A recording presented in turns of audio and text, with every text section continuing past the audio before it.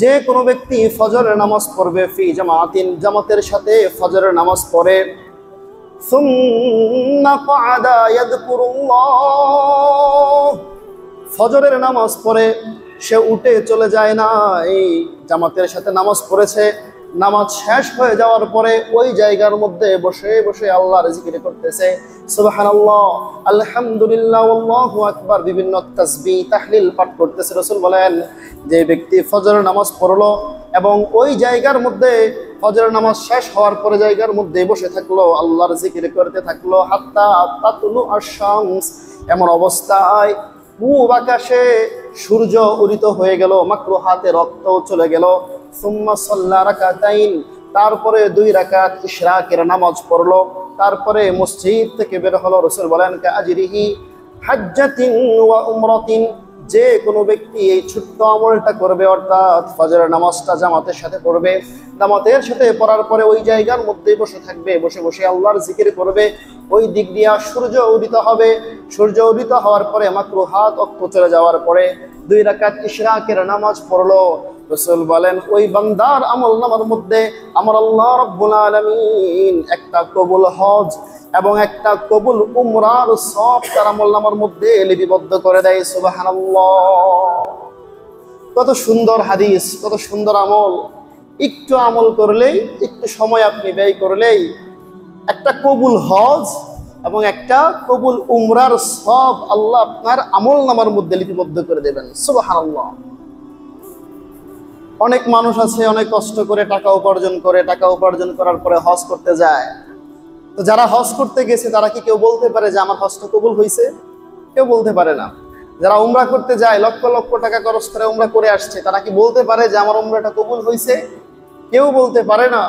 কিন্তু আপনি যদি ফজরের নামাজটা পড়ে তাড়াহুড়া না করে জামাতের সাথে পড়লেন, ওই জায়গার মধ্যে বসে থাকলেন, আল্লাহর জিকির আজকার করতে থাকলেন, তাসবিহ তাহলিল করতে থাকলেন, ওই দিক দিয়ে সূর্যটা উঠে গেছে, মাকরুহাত রক্তও চলে গিয়েছে, 5-10 মিনিট অপেক্ষা করার পরে আপনি 2 রাকাত ইশরাকের নামাজ যদি পড়তে পারেন দিনের শুরু লগ্নে, আল্লাহ রাব্বুল আলামিন আপনার আমলনামার মধ্যে একটা কবুল হজ এবং একটা কবুল উমরার সওয়াব লিপিবদ্ধ করে দেবেন। সুবহানাল্লাহ। আল্লাহ তাআলার জন্য যিনি আমাদেরকে মহব্বত করে, ভালোবেসে দুনিয়ার সমস্ত ফিতনা ফাসাদ থেকে মুক্ত রেখে সপ্তাহের শ্রেষ্ঠতম দিন জুমার দিনে পৃথিবীর শ্রেষ্ঠতম স্থান আল্লাহর ঘরে আসার তৌফিক দান করেছেন, সেজন্য শুকরিয়া দান করি, আলহামদুলিল্লাহ।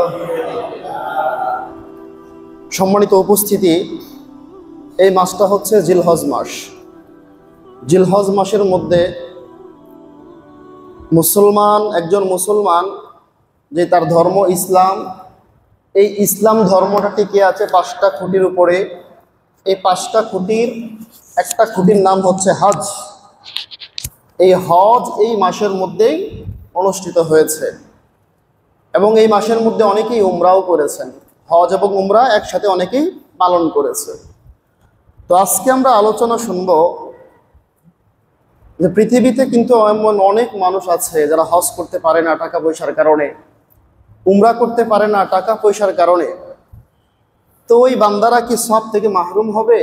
না, সব থেকে মাহরুম হবে না। আমাদের প্রভু হচ্ছে এমন একজন প্রভু, আমাদের স্রষ্টা এমন এক স্রষ্টা যিনি বান্দাকে সর্বদাই দিয়ে থাকেন, দেওয়ার জন্য প্রস্তুত থাকেন। আল্লাহর খাজানার মধ্যে কোনো অভাব নাই, আল্লাহর খাজানার মধ্যে, আল্লাহর সওয়াবের মধ্যে কোনো কমতি নাই, অভাব নাই। বান্দা যত নিতে পারে আল্লাহ তত কি করবেন? আরো ঢাবল দিবেন। সুবহানাল্লাহ। তো যেই বান্দারা হজ করতে পারে না সামর্থ্যের কারণে, টাকা পয়সার কারণে, তারাও হজের সওয়াব কামাই করতে পারে, তারাও উমরার সওয়াব কামাই করতে পারে। তো কোন কোন আমলের মাধ্যমে হজ এবং উমরার সওয়াব হাসিল করা যায়, আজকে আমরা সেই বিষয়ে ইনশাআল্লাহ আলোচনা শুনব। আল্লাহ রাব্বুল আলামিনের নিয়ম হচ্ছে, হর গরিদে নেকো তু তৈয়ার হ্যায়, जो न मंगे उससे तू बेजार है। আল্লাহ রাব্বুল আলামিনের বিধান হলো, দুনিয়ার সমস্ত মুমিন মুমিনাত বান্দাদেরকে আল্লাহ রাব্বুল আলামিন সর্বদাই দেওয়ার জন্য প্রস্তুত থাকেন। হর গরিদে নেকো তু তৈয়ার হ্যায়, আল্লাহ এমন এক সত্তা, তার বান্দা বান্দীদেরকে সর্বদাই দেওয়ার জন্য আল্লাহ সর্ব অবস্থায় প্রস্তুত থাকেন। সুবহানাল্লাহ। जो न मंगे उससे तू बेजार है, আল্লাহ রাব্বুল আলামিনের কাছে বারংবার যেই বান্দা বারংবার আল্লাহর কাছে আরজি পেশ করে না, যেই বান্দা আল্লাহর কাছে বারবার চায় না, নিজের প্রয়োজনের কথা বলে না, ওই বান্দার প্রতি আল্লাহ রাব্বুল আলামিন অসন্তুষ্ট হয়ে যায়। সুবহানাল্লাহ। দেখেন কথাটার অর্থ কি, যে আল্লাহ সর্বদাই বান্দাকে দেওয়ার জন্য প্রস্তুত থাকেন। যেই বান্দা আল্লাহর কাছে চায় না, মনের আরজিগুলো পেশ করে না, তার প্রতি আল্লাহ অসন্তুষ্ট হন। এবার আমরা দুনিয়ার সাথে মিলাই। দুনিয়ার নিয়ম হচ্ছে, পৃথিবীতে যত বড় ধনাঢ্য মানুষ হোক না কেন, যত দানবীর হোক না কেন, একবার দুইবার তিনবার পাঁচবার 10 বারের মাথায় মানুষটা বিরক্ত হয়ে যায় যে সে বারংবার আমার কাছে চাইতেছে। কিন্তু আল্লাহর বিধান এটা নয়। আল্লাহ সর্বদাই বান্দাকে দেওয়ার জন্য প্রস্তুত। একবার দুইবার নয়, হাজার লক্ষ কোটি বার আপনি আল্লাহর কাছে চাইবেন, আল্লাহ রাব্বুল আলামিন তো আপনাকে দিবেনই, বরং আপনার প্রতি আল্লাহ সন্তুষ্ট হয়ে যাবেন। সুবহানাল্লাহ। কেন? আপনি যদি আল্লাহর কাছে চান তাহলে আল্লাহর বরত্ব প্রকাশ পায়। আল্লাহ কি পায়? বরত্ব প্রকাশ পায়। আর আল্লাহ হচ্ছে সবচাইতে বড়। আল্লাহু আকবার। আল্লাহ হইছে সবচাইতে বড়।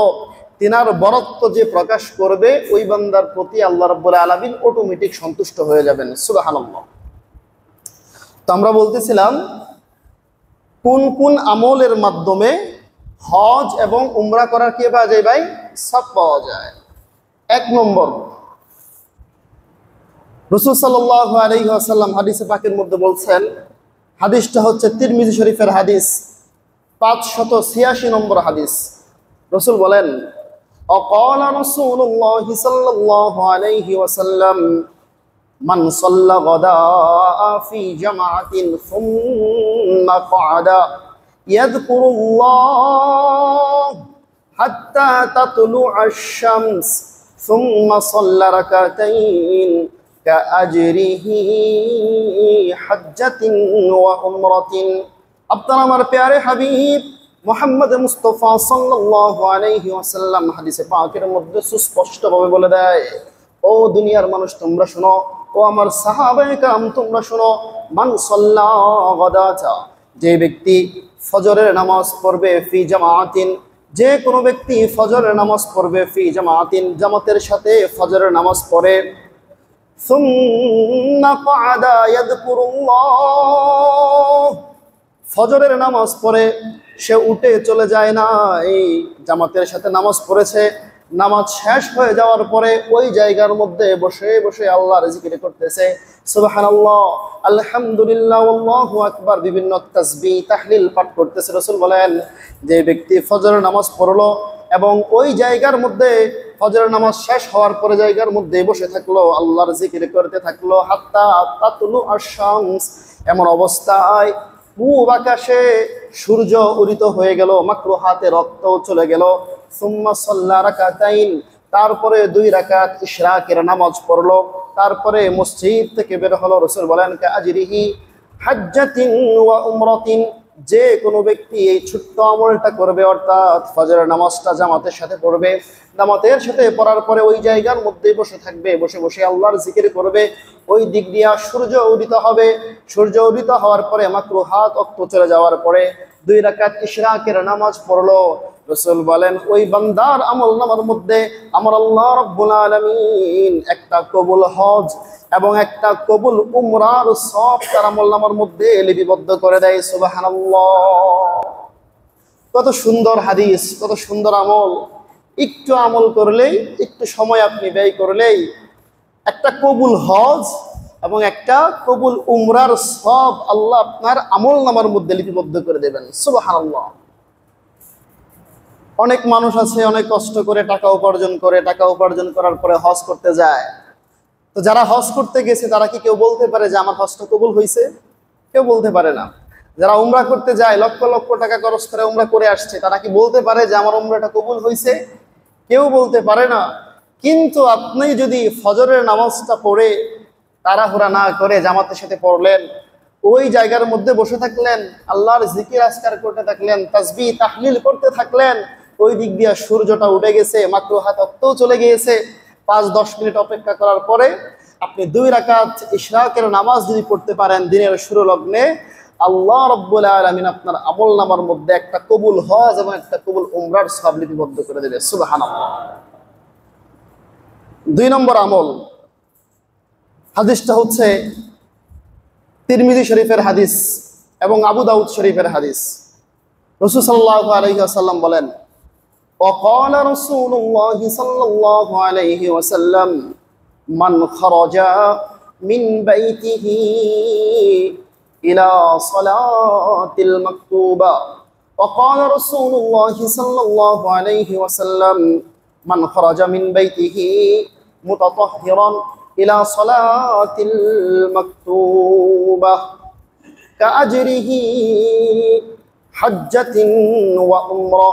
রাসূল সাল্লাল্লাহু আলাইহি ওয়াসাল্লাম বলেন, দুনিয়ার মধ্যে যে কোনো মানুষ ফরজ নামাজ আদায় করার জন্য ঘর থেকে সুন্দরভাবে উযু করলো, ঘরের মধ্যে নিজের বাসস্থান থেকে সে সুন্দর করে উযু করলো, সুন্নত মোতাবেক উযু করলো, উযু করার পরে শুধুমাত্র আল্লাহ রাব্বুল আলামিনের যে ফরজ বিধান, ফরজ নামাজ আদায় করার জন্য যে ব্যক্তি মসজিদের মধ্যে গমন করলো, মসজিদে গিয়ে জামাতের সাথে নামাজ পড়লো, আল্লাহ রাব্বুল আলামিন এই ছোট্ট আমল করার কারণে, অর্থাৎ ফরজ নামাজ পড়বে এই জন্য ঘর থেকে উযু করেছে, উযু করে মসজিদের দিকে গমন করেছে, মসজিদের দিকে রওনা হয়েছে, ঘর থেকে উযু করার কারণে আল্লাহ রাব্বুল আলামিন ওই বান্দার আমল নামার মধ্যে একটা হজ এবং একটা উমরার সওয়াব লিপিবদ্ধ করে দিবেন। সুবহানাল্লাহ। কত সুন্দর আমল! এটা আমরা অনেকে অলসতা করি যে মসজিদে গিয়ে উযু করব বা মসজিদের আশেপাশে গিয়ে উযু করব, কিন্তু রাসূল বলতেছেন যেই ব্যক্তি ফরজ নামাজ আদায় করার জন্য ঘর থেকে সুন্দরভাবে উযু করছে, সুন্নত মোতাবেক উযু করেছে, সুন্দরভাবে উযু করার পরে পায়ে হেঁটে হেঁটে শুধুমাত্র আল্লাহর হুকুম ফরজ নামাজ আদায় করার জন্য যে মসজিদে আসলো, জামাতের সাথে নামাজটা পড়লো, জামাতের সাথে নামাজ পড়ার কারণে সাথে সাথেই ওই বান্দার আমল নামার মধ্যে, আপনার আমার পেয়ারে হাবিব বলেন যে আল্লাহ রাব্বুল আলামিন ওই বান্দার আমল নামার মধ্যে একটা কবুল হজ এবং একটা কবুল উমরার সওয়াব লিপিবদ্ধ করে দিবেন। সুবহানাল্লাহ। খুবই সহজ আমল। আল্লাহ রাব্বুল আলামিন বান্দাকে শুরু দিতে চায়। আল্লাহ রাব্বুল আলামিনের নিয়মই হচ্ছে এটা যে হর গরিদে নেক তু তৈয়ার হ্যায়, জো না মাঙ্গে উসসে তু বেজার হ্যায়। আল্লাহ বান্দাকে সর্বদাই দিতে চায়। আল্লাহর খাজানার মধ্যে কোনো অভাব নাই, কিন্তু বান্দা নিতে পারে না, বান্দা নিতে জানে না, বান্দা নিতে চায় না। 3 নম্বর আমল, যে আমল করলে হজ এবং উমরার সওয়াব পাওয়া যায়।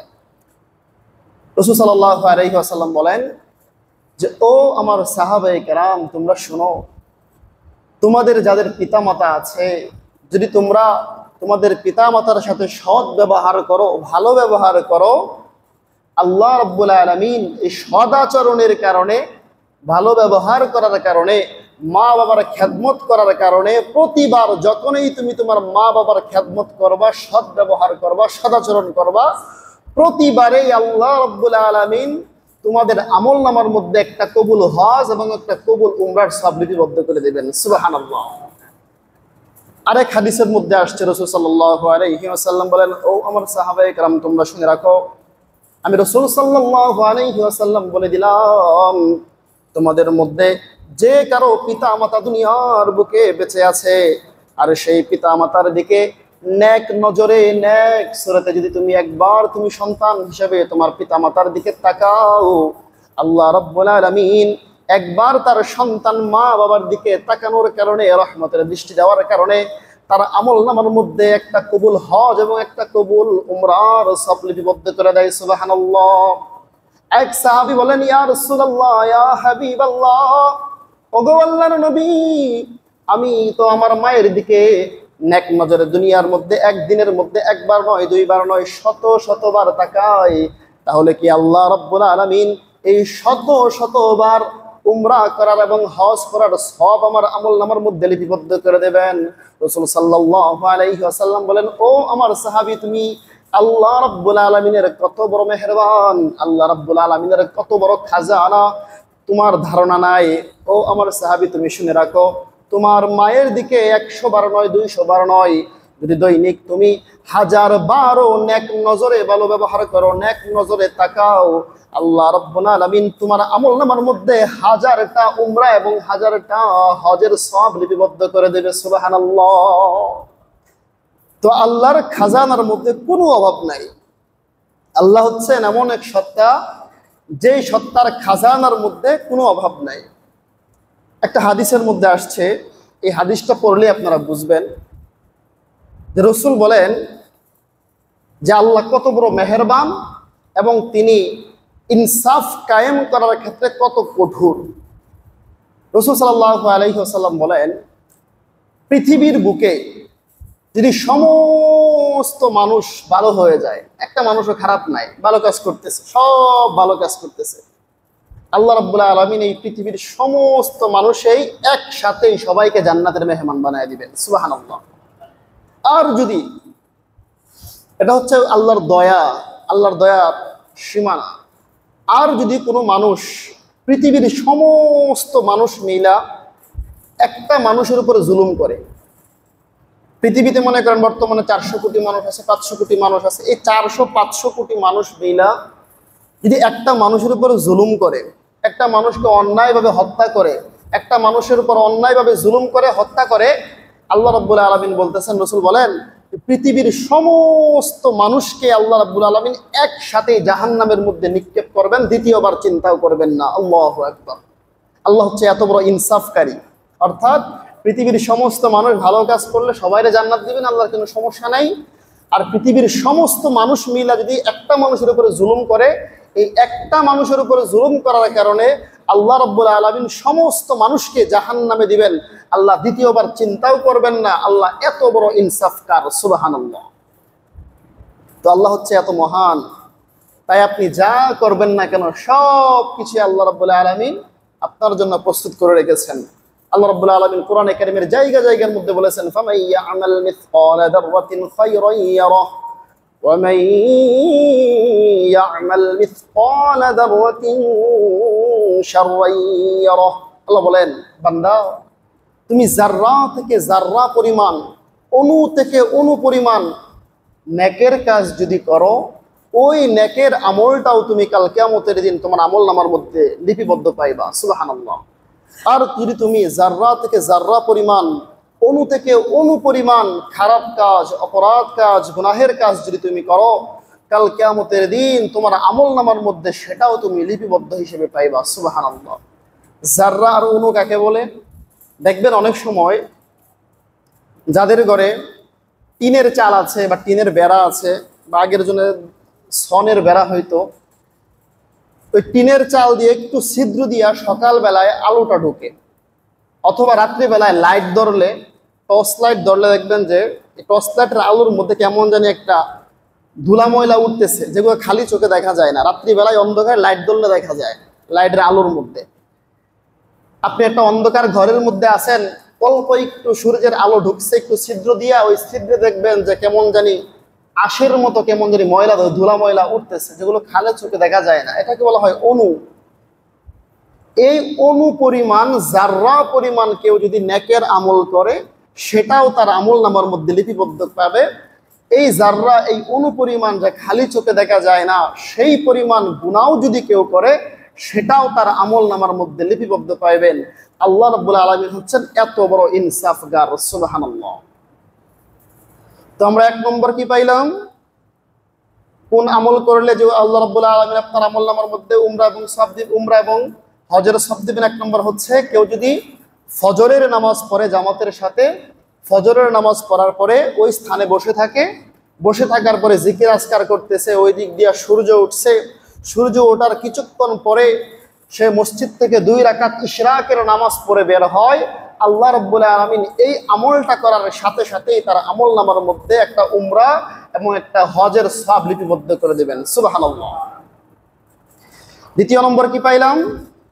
যে কোনো ব্যক্তি ফরজ নামাজ আদায় করার জন্য ঘর থেকে সুন্দর করে উজু করে সুন্নত মোতাবেক সুন্দর করে উজু করে, উজু করার ক্ষেত্রে তাড়াহুড়া করে না, কোনো অঙ্গকে অর্ধেক ধুয়ে আর অর্ধেক রেখে দেয় না, শুকনা রাখে না। যেভাবে আল্লাহ রাসূল সাল্লাল্লাহু আলাইহি ওয়াসাল্লাম উজু করতে বলেছেন সেভাবেই উজু করে ঘর থেকে শুধুমাত্র আল্লাহর বিধান ফরজ নামাজ আদায় করার জন্য মসজিদে আসে, জামাতের সাথে নামাজ পড়ে, আল্লাহ রাব্বুল আলামিন তার আমল নামার মধ্যে একটা উমরা এবং একটা হজের সওয়াব লিপিবদ্ধ করে দেয়। সুবহানাল্লাহ। 3 নম্বর আমরা কি পাইলাম? যে কোনো ব্যক্তি যার পিতা মাতা দুনিয়ার বুকে বেঁচে আছে, পিতা মাতার সাথে সৎ ব্যবহার করে, ভালো ব্যবহার করে, এই সৎ আচরণ ভালো ব্যবহার করার কারণে আল্লাহ রাব্বুল আলামিন তার আমল নামার মধ্যে একটা কবুল হজ এবং একটা কবুল উমরার সওয়াব তার আমল নামার মধ্যে লিপিবদ্ধ করে দেয়। সুবহানাল্লাহ। এবং অপর আরেকটা হাদিসে কি পাইলাম? যে কোনো ব্যক্তি তার পিতা মাতার দিকে নেক সুরতে তাকায়, সন্তান তার মায়ের দিকে তাকাইছে ভালোবাসার টানে, সন্তান তার বাবার দিকে তাকিয়েছে ভালোবাসার টানে, একবার তাকানোর মাধ্যমেই তার আমল নামার মধ্যে হজ এবং উমরার সওয়াব লিপিবদ্ধ করে দেওয়া হয়। সুবহানাল্লাহ। 4 নম্বর আমল, 4 নম্বর আমল হচ্ছে রাসূল সাল্লাল্লাহু আলাইহি ওয়াসাল্লাম বলেন, দুনিয়ার মধ্যে যে কোনো ব্যক্তি ইশার নামাজ এবং ফজরের নামাজ জামাতের সাথে পড়বে, ইশার নামাজ এবং ফজরের নামাজ জামাতের সাথে পড়বে, রাসূল সাল্লাল্লাহু আলাইহি ওয়াসাল্লাম বলেন এই দুইটা নামাজ জামাতের সাথে পড়ার কারণে আল্লাহ রাব্বুল আলামিন ওই বান্দার আমল নামার মধ্যেও একটা হজ এবং একটা উমরার সওয়াব লিপিবদ্ধ করে দেয়। সুবহানাল্লাহ। এই দুইটা নামাজ বিশেষ করে কেন আসলো? দেখেন, এশার নামাজটা আর ফজরের নামাজটা পড়তে মোটামুটি কঠিন। এশার সময় অনেক মানুষ ঘুমিয়ে যায়, অনেক মানুষ অনেক ব্যস্ততার মধ্যে থাকে, রাত্রিবেলার নামাজ। ফজরের সময় বিভোর ঘুমের মধ্যে থাকে, ফজরের নামাজটা পড়তে অনেক কষ্ট হয়। শীতকালে যারা নামাজ পড়ে তারা বুঝে, ঠান্ডা পানি দিয়ে উজু করে মসজিদের মধ্যে আসা, কম্বলটা কাঁথাটা ফেলে দেওয়া, লেপ তোশকটাকে ফেলে দিয়ে বিসর্জন দিয়ে আল্লাহর হুকুমে সাড়া দেওয়াটা কতটা কঠিন যারা পড়ে তারাই বুঝে। তো এই কষ্টটা যারা করবে, আল্লাহ রাসূল সাল্লাল্লাহু আলাইহি ওয়াসাল্লাম বলেন তারা আমল নামার মধ্যে ফজর এবং এশা জামাতের নামাজ পড়ার কারণে ওই ব্যক্তির আমল নামার মধ্যে আল্লাহ রাব্বুল আলামিন একটা কবুল হজ এবং একটা কবুল উমরার সওয়াব লিপিবদ্ধ করে দেয়। সুবহানাল্লাহ। 5 নম্বর, যে ব্যক্তি কোনো একজন মানুষ মনে করেন হজ করতে যাইতেছে, উমরা করতে যাইতেছে, ওই হজ করনেওয়ালা উমরা করনেওয়ালা সফরে যাইতেছে, প্রস্তুত হয়েছে, ইহরাম বেঁধে ফেলছে বা নিয়ত করছে, আপনাকে বলছে ভাই আমি তো আগামী সপ্তাহে, আগামী মাসে বা অমুক তারিখে হজের জন্য নিয়ত করেছি, আমার ফ্লাইট, আমার টিকিট নির্ধারণ হয়েছে, আমার উমরার জন্য অমুক তারিখ নির্ধারণ হয়েছে। এটা শোনার পরে যদি আপনি ওই ব্যক্তিটাকে সহযোগিতা করেন, কেমন সহযোগিতা? ভাই আপনি যাইতেছেন, এই নেন 500 টাকা আমি আপনাকে হাদিয়া দিলাম, আল্লাহর ঘরে যাইতেছেন, আমার জন্য একটু দোয়া রাখেন, আপনি তাকে সহযোগিতা করলেন না? ভাই আপনি যাইতেছেন, আপনাকে তো কিছুই করতে পারবো না, আমি দরিদ্র মানুষ, সহযোগিতা কি করলেন? ভাই আপনি যাইতেছেন, আপনার ব্যাগটা আমি একটু আগিয়ে দিই, আপনি ব্যাগটা নিয়ে যাইতেছেন, আপনার ব্যাগটা আমি একটু এগিয়ে দিই, আমার তো টাকা পয়সা নাই যে আপনাকে 5 টাকা দিয়ে সহযোগিতা করব, আপনার ব্যাগটা আমি আগায়া দিলাম। এই যে ব্যাগটা আপনি আগায়া দিচ্ছেন বা যে কোনোভাবে তাকে সহযোগিতা করছেন, রাসূল বলেন হজ এবং উমরা করনে ওয়ালা মুসাফিরকে যে ব্যক্তি সহযোগিতা করবে, ওই ব্যক্তির আমল নামার মধ্যেও একটা কবুল হজ এবং একটা কবুল উমরার সওয়াব লিপিবদ্ধ করে দেওয়া হবে। সুবহানাল্লাহ। খুবই সহজ একটা আমল, আমাদের মাঝ থেকে তো অনেক মানুষ যায়।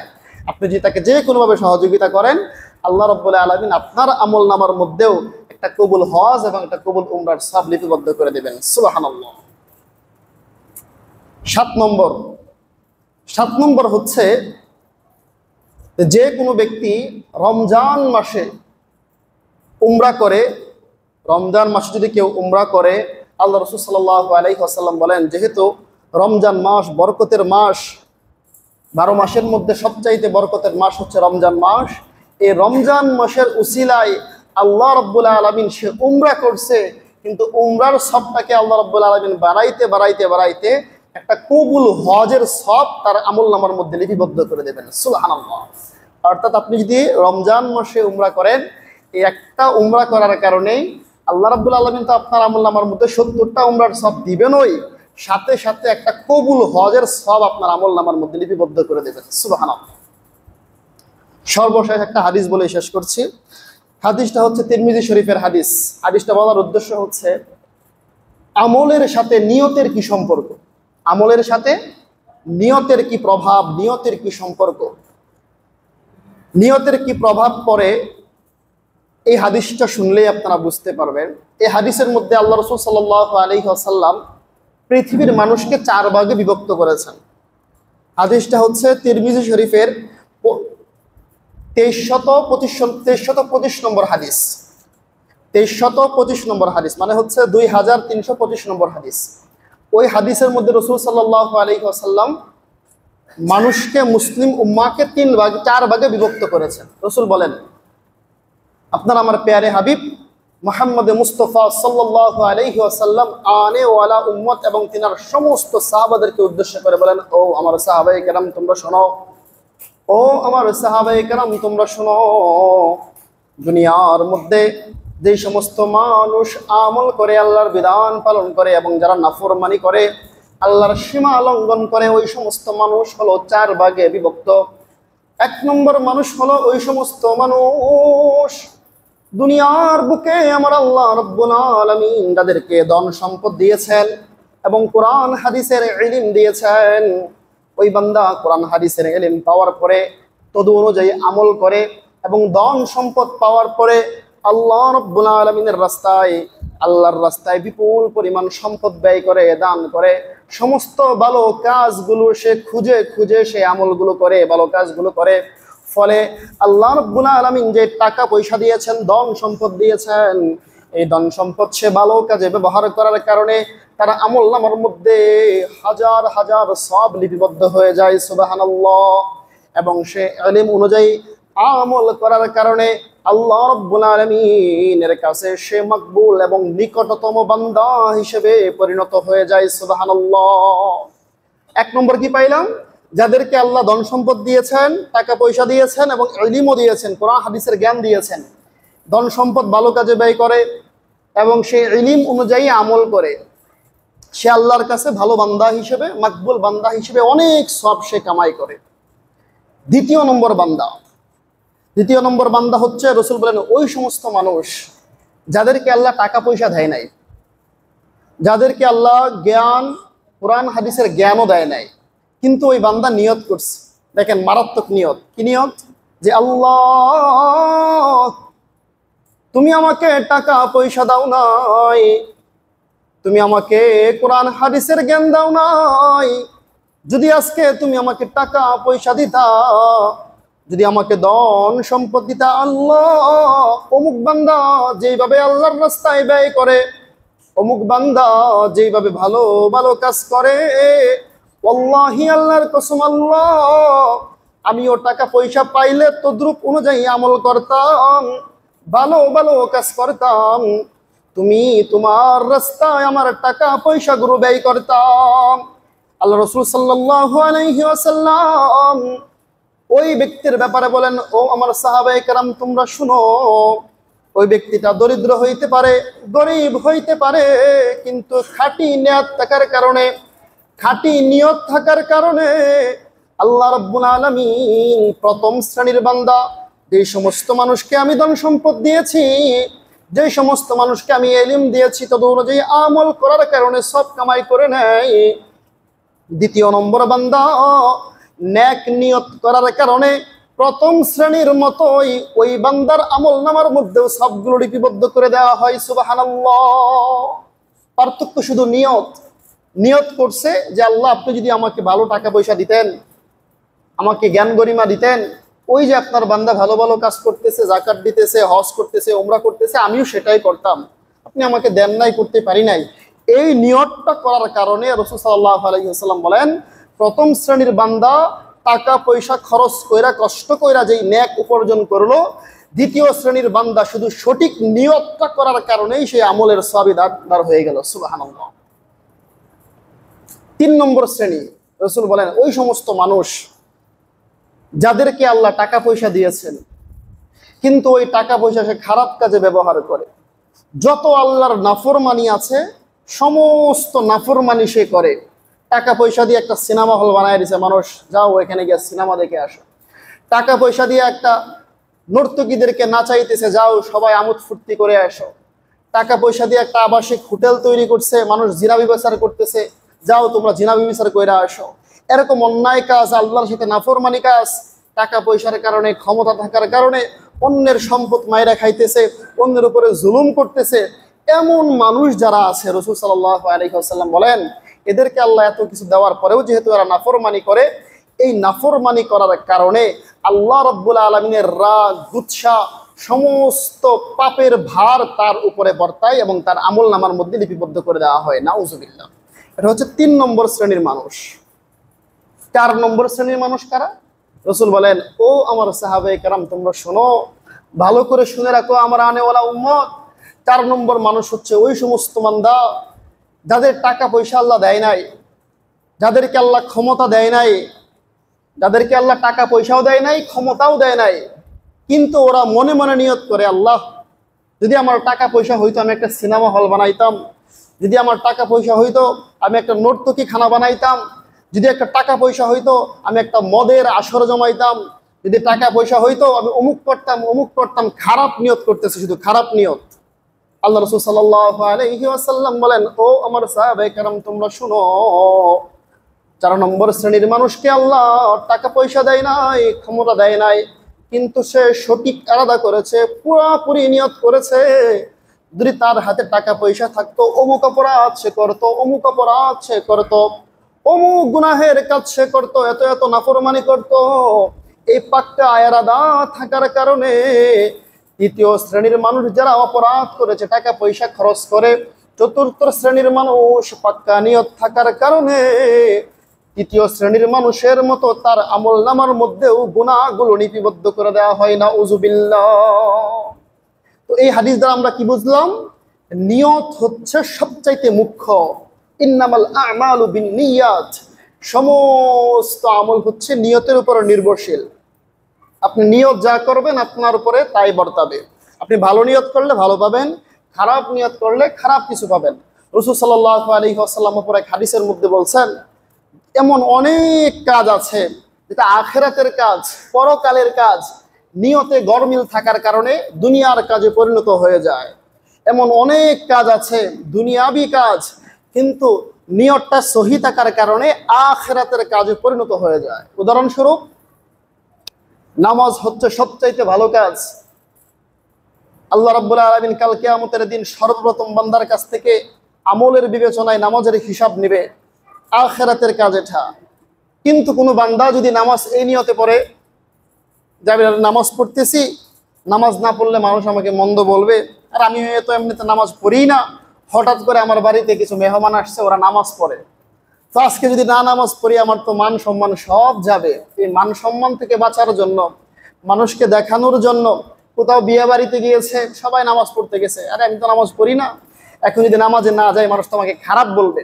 এই মানুষকে খুশি করার জন্য, মান সম্মান বাঁচানোর জন্য কেউ যদি নামাজ পড়ে, ওই নামাজটা আখিরাতের কাজ হওয়া সত্ত্বেও দুনিয়ার কাজে পরিণত হয়ে যাবে, মানে তার এই নামাজের মাধ্যমে এক পরিমাণ সওয়াব হবে না। নাউজুবিল্লাহ।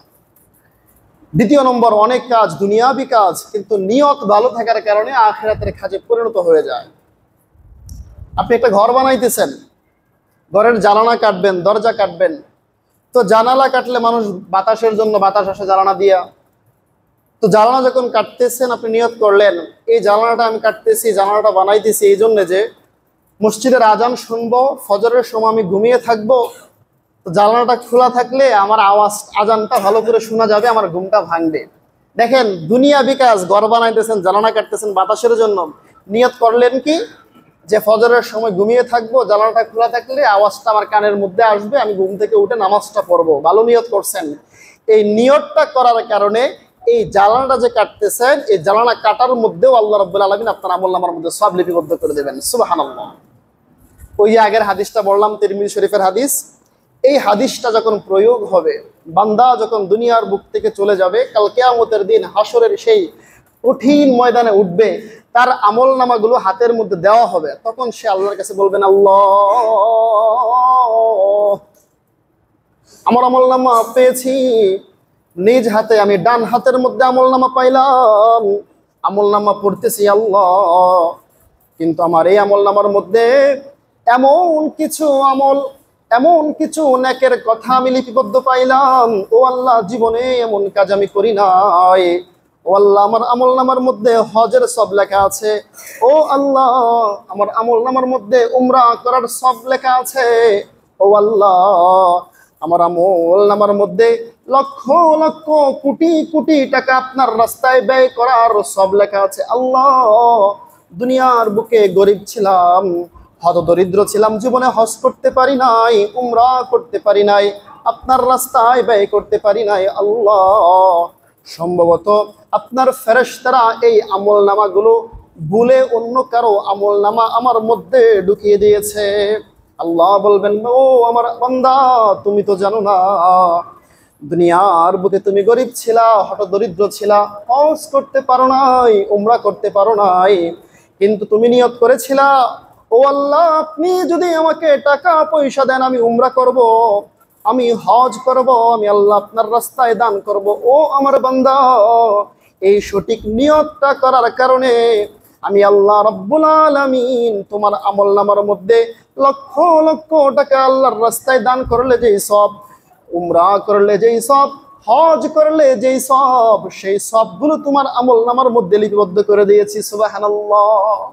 পক্ষান্তরে যারা পাপিষ্ঠ বান্দা, যারা ওই নিয়তটা করছিল, 4 নম্বর শ্রেণীর মানুষ, উল্টা নিয়ত করছিল আমি টাকা পয়সা পাইলে অমুক কাজ করব, অমুক গুনাহের কাজ করব, ওইটা করব, ওই নাফরমানি করব, ওরা কাল কিয়ামতের দিন বাম হাতের মধ্যে আমল নামাটা পাবে। বাম হাতে পাওয়ার পরে সেও পড়বে, পরে দেখবে তার আমল নামার মধ্যে অমুক নাফরমানি কাজ, যেই কাজ করতে গেলে লক্ষ লক্ষ টাকা লাগে, যেই কাজ করতে গেলে বিশাল ক্ষমতা লাগে, এই পাপিষ্ঠ বান্দার আমল নামার মধ্যে ওগুলো লেখা। ওই বান্দা বলবেন, আল্লাহ দুনিয়ার বুকে তুমি আমাকে টাকাই দাও নাই, কোনো ক্ষমতাই দাও নাই, তোমার ফেরেশতারা আমার আমল নামার মধ্যে ভুলে এই সমস্ত উঠিয়ে দিয়েছে। আমি তো দরিদ্র ছিলাম, আমি তো ক্ষমতাবান ছিলাম না, তাহলে অমুকের উপরে জুলুম করার গুনাহ আমার আমল নামার মধ্যে কেন উঠলো? অমুক নাফরমানির গুনাহ কেন আমার আমল নামার মধ্যে উঠলো? আল্লাহ রাব্বুল আলামিন বললেন, ও আমার নাফরমান বান্দা, তুমি জানো না দুনিয়ার বুকে তুমি থাকতে তোমাকে টাকা পয়সা দেওয়া হয় নাই, কিন্তু তুমি পাক্কা ইরাদা করেছিলে যে তোমার হাতে যদি ক্ষমতা আসতো তুমি এই অপরাধটা করতা। তুমি পাক্কা ইরাদা করেছিলে তোমার হাতে যদি টাকা পয়সা থাকতো আমার এই নাফরমানিটা করতা। তুমি ওইগুলা করো নাই, কিন্তু নিয়ত থাকার কারণে আমি আল্লাহ রাব্বুল আলামিন ফেরেশতাদের মাধ্যমে তোমার আমল নামার মধ্যে সেই গুনাহগুলো লিপিবদ্ধ করে দেওয়া হয়েছে। নাউজুবিল্লাহ। তো এটাই হচ্ছে আমলের মধ্যে প্রভাব নিয়তের। আপনার নিয়তটা যদি খাঁটি থাকে, আল্লাহ রাব্বুল আলামিন দুনিয়ার অনেক কাজের মধ্যে আল্লাহ সব লিপিবদ্ধ করে দিবেন। আর আপনার নিয়তের মধ্যে গরমিল থাকে, আখিরাতের এমন অনেক কাজ আছে যেগুলো দুনিয়ার কাজের মধ্যে পরিণত হয়ে যাবে। নাউজুবিল্লাহ। সংক্ষিপ্ত যে আলোচনা করলাম, আল্লাহ রাব্বুল আলামিন তার উপরে আমল করার তৌফিক দান করুন। সকলে বলে আমিন। ওয়া আখির দাওয়ানা আলহামদুলিল্লাহি রাব্বিল আলামিন। যারা সুন্নাত করে নেই সুন্নাত করে নেই।